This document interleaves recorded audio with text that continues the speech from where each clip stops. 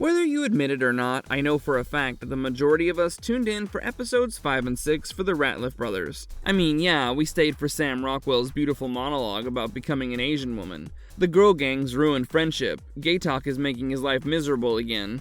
But there's simply something about the Ratliff family that just gets us all going, doesn't there? Well, in today's video, we'll be looking into all the members of the Ratliff family, predict what might happen in the next 2 episodes, and if they'll somehow end up becoming the body in the water. Before we go into our explanation, we have a very small request. If you like our content, please support us by subscribing to our channel. This is a small click for you, but for us it means a lot. Thank you. Let's begin. The Ratliff family members, who they were before the vacation. So up first we have the man of the family, the Big Daddy, if you want to put it that way, Mr. Timothy Ratliff. He's this rich man working in finance. He decided to come here because his daughter wanted to come visit Thailand, and the whole family decided to tag along. He's a bit aloof, hyper-masculine, and completely obsessed with his phone because he's a major workaholic. He's the patriarch and everyone will respect him, dammit, even if it is Pam, their assigned mentor at the hotel. His wife, Victoria Ratliff, is the rich white lady that you imagine her to be. She's never been uncomfortable, and her little bubble of privilege showed extremely evidently. There's no way she's going to let anyone take the love of her life away from her. Oh wait, you thought it was Tim? No, it's Lorazepam. She has anxiety and definitely not a drug problem, okay? She's just one of those boy moms who thinks her hyper-masculine son, taking after her husband, is the best thing to ever exist in the world. Their oldest child is Saxon, the epitome of the douche bro frat guy. He's absolutely the worst kind of guy you would want to be around. I'm not saying he's a bad guy, but there's a stench of toxic masculinity around him, which permeates everything. We've seen him say some of the most out-of-pocket stuff in the show so far. He's a Duke graduate, just like his father, something that Victoria is extremely proud of. Saxon is even a nepo baby going into the company, following in his father's footsteps. But somewhere, for some reason, he does seem to have this little overinflated sense of ego about him, basically imagining he got the job because he deserves it 100%. Next up, we have Piper Lachlan, the middle child and the only daughter of the Ratliff family. She's spiritual at heart and a college graduate. She's from UNC, following her mother's footsteps, and was doing her thesis on Buddhism. That's why she's here in Thailand. She seems to be the only one out of the group who truly cares about the culture of the place that she's in. Piper seems a little impulsive, yes, but she's also genuine through and through. It's definitely interesting how her personality is beastly different from her brothers, even though they all grew up in the same family. And yet, the personality that she has is completely understandable. Lastly, we have Lachlan Ratliff. He's the youngest member of the family. He's a high school graduate, and now he's struggling to choose between his family's legacy. He has to make a choice between UNC and Duke, which is a major point of contention for him. Or it could very well be that there's more to this argument than just the college he's choosing. Overall, Lachlan seems to be a bit of a pushover. He wants to make everyone around him happy, and he's willing to do whatever for that, even if it's to his own detriment. So, with this kind of messed up family dynamic, the Ratliff family showed up at the White Lotus Resort in Thailand, and let's be honest, things couldn't have gotten any worse. The patriarch's problems. We've seen this happen in TV shows and real life several times. There's a man who works a lot. He earns a lot too. However, right after he had to resign from his job for age reasons or health reasons, suddenly his picture-perfect family started falling apart. The wife leaves with the 401k, the kids stop talking, the man is left disgruntled and alone, wondering if he was nothing but a paycheck to his family. Now, why am I saying this out of the blue? Well, I believe this is the sentiment that Timothy feels the most. Timothy is a man of finance. He definitely had his hands in building up the wealth that the Ratliff family is seen enjoying. However, here's the thing. He does not seem to be a family guy at all. Now, I get that if you're working as hard as Tim is, there should be some issues with the work-life balance. I get it. However, here's the problem. I don't think Tim actually spent time with them ever. He seemed to be much more focused on work, because in his head, work brought him happiness and peace. But the thing is, work is a way to escape his family and the family drama, which Tim cashed in on all the time.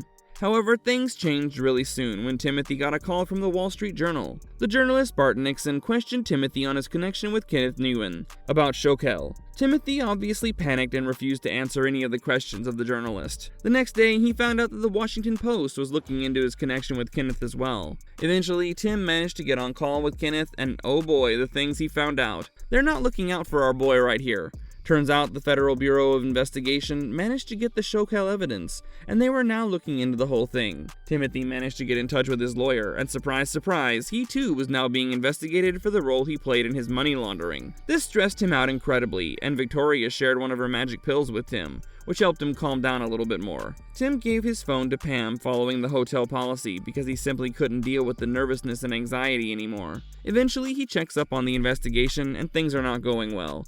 His lawyer informed him that the FBI had all the information they needed, and at this point, the best call for them would be to admit to the charges and hopefully work out a deal. Tim wasn't very happy with it, and he stole the gun from the security office, hoping to murder himself. However, he didn't pull the trigger, even when Gaitok tried to approach him and get the gun back. Timothy lied through his teeth about it. The situation Tim is in is not looking good whatsoever, and there's barely any way for him to get out of it. Even if he were to strike a deal and start cooperating with the FBI like Kenny was doing, his reputation as a big finance man would be ruined, and his career would follow suit. That left him feeling suicidal, and I can understand the reasoning. However, when Tim met with the monk after Piper revealed why she was there, things changed. The talk with the monk made Tim okay with the thought of dying. The way the monk explained death as a return home made Tim feel like maybe there's nothing to be scared of when it comes to this. As we notice his talks after the visit with the monk, it seems to be much more like the talks of a man who's ready to kill himself would say. He talks about Victoria very openly, discussing the poverty under the guise of a hypothesis, and the way Victoria reacted to his words genuinely crushed him. You can see the pain in his eyes as he gathers his drugged-out thoughts together. In the episode trailer for the 7th episode, we can see Tim and Saxon in a heated argument. It seems like Tim may have come clean to Saxon about their financial status because, chances are, Saxon would have known about it anyway had he had his phone with him. And from what it seems, Saxon is not very happy with the words. Now, what can all of this mean for the character? Well, while Tim's suicide plan and the episode 6 suicide fakeout genuinely messed me up for a second, I do think Tim's life is going to take quite a turn. While it might just happen that Tim would get out of this problem completely scot-free because his lawyer would manage to shield him in some way, I believe that wouldn't happen. I think Tim would either try to kill his family and then kill himself, given the way they reacted to the thought of poverty, or Tim would simply choose the Buddhist life. He would not have to take his phone back, and everyone who returns home can pretend like Tim died or something. He could just pull the biggest fake out ever on us and get out of the whole fiasco. But Tim's drug and alcohol abuse has me a little worried about his health. I genuinely wouldn't be surprised if, in the last 2 episodes, we see Tim ending up getting a bad side effect from mixing alcohol and pills together, leading to him being almost dead. When you're close to dying but somehow manage to survive, that sort of puts things into perspective, and a lot of the problems that seemed life-ending before cease to be that big of a deal. And I have a feeling Tim might go through that kind of epiphany. The matriarch's mental distress. Now, one thing you gotta remember when it comes to Victoria is that she really needs her lorazepam, alright? She gets super duper anxious whenever she's out of the house, and it's only natural for her to pop pills throughout the day whenever she damn feels. Now, with that many pills in her system, of course she's gonna be a bit loopy. Poor woman doesn't know where she even is, and keeps mistaking Thailand for Taiwan. Jokes aside, Victoria is an eccentric character. She's iconic for her facial expressions amongst the fan base, but if you were to look at her character in a more sympathetic light, it seems like she's an extremely sheltered woman. Parker Posey has described her character as a woman child who has no idea how to deal with everything that's thrown at her face. If I had to guess, she's probably from a rich family and then married into the Ratliff family, which was just as rich, if not more. Because of that, she looks at poverty and anyone who does not share her bank balance the way that she does. She even went as far as to tell Tim that she thinks their kids need to fear poverty. They should continue living their sheltered life as that would protect them and soften the hardships that might come their way.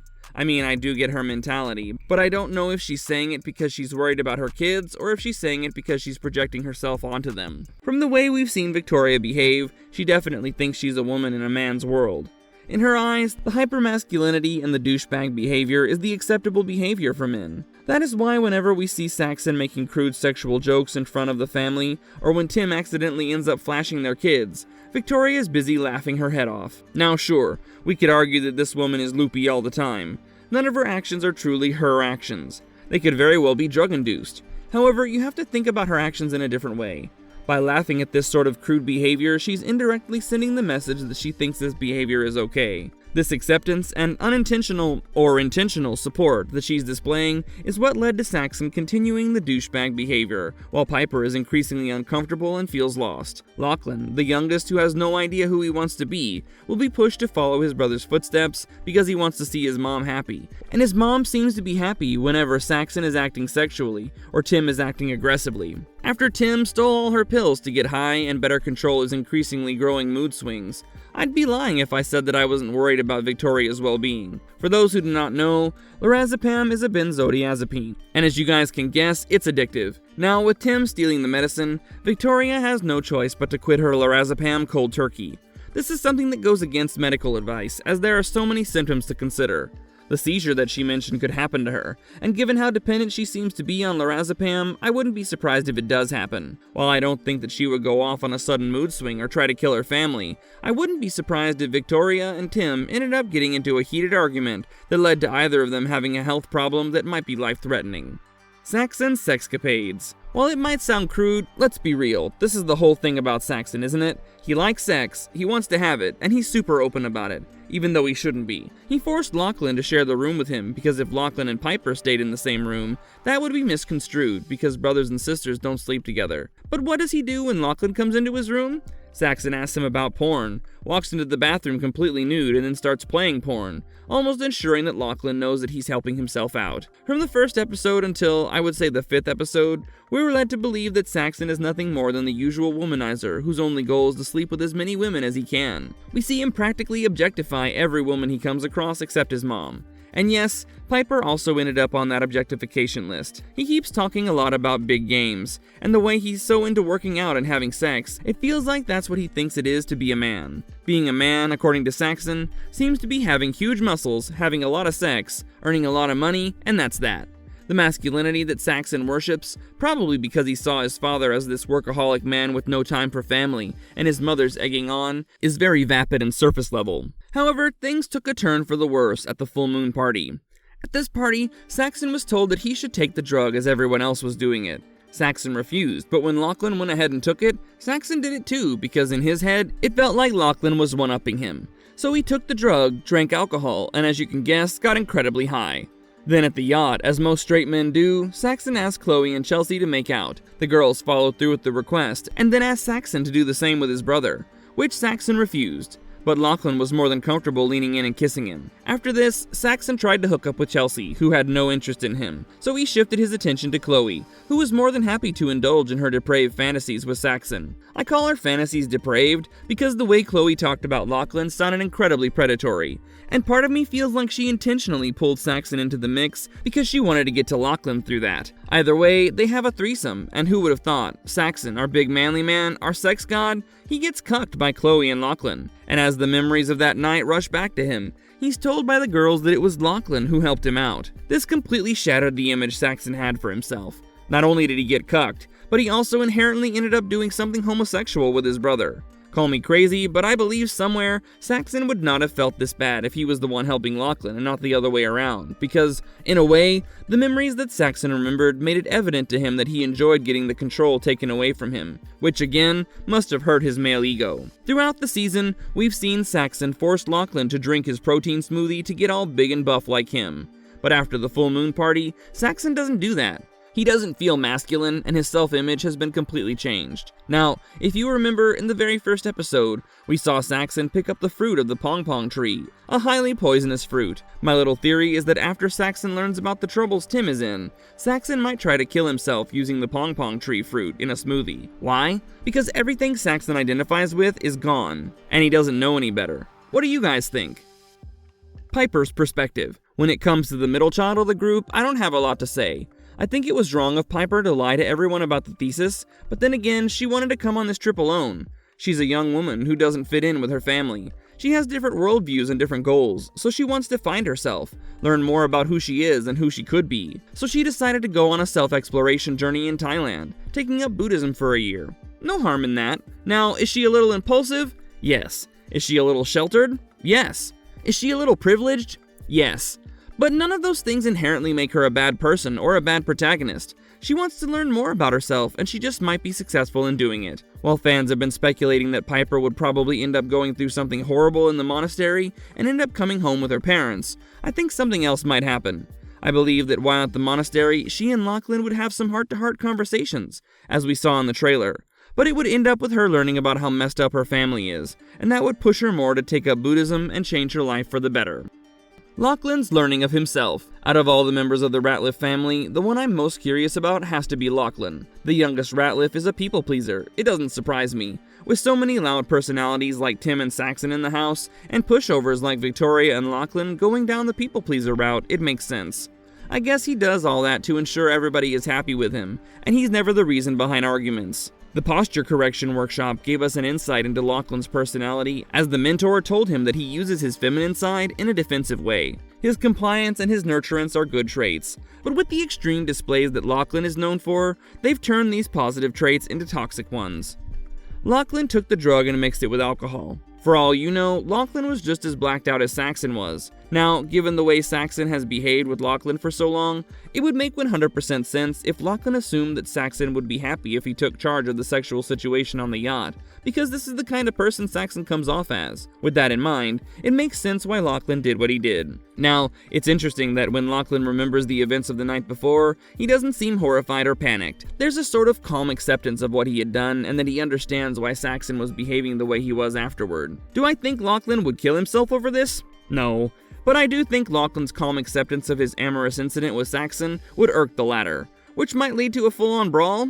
Yeah. I wouldn't be surprised if we end up seeing these two dudes duking, haha, get it out later. Also, the change in the power dynamic between the brothers is extremely evident from the wardrobe choices too. Don't believe me? Look at the shorts they're wearing before the party, and then look at their shorts after they wake up. Lachlan is quite literally wearing the pants in this duo. Marvelous verdict. I totally understand why a lot of people think this season is lame compared to the first two seasons of the show. Everyone can have their opinion. However, I personally believe that this season is extremely enticing.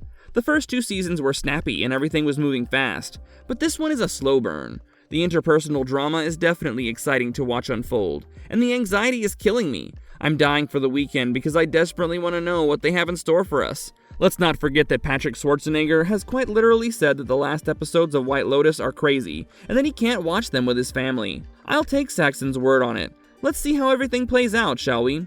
Let us know in the comments what you guys think will happen in the next episode, and if you guys think one of the Ratliffs is in the water. I believe it would be Saxon. I'll see you guys next time. Bye!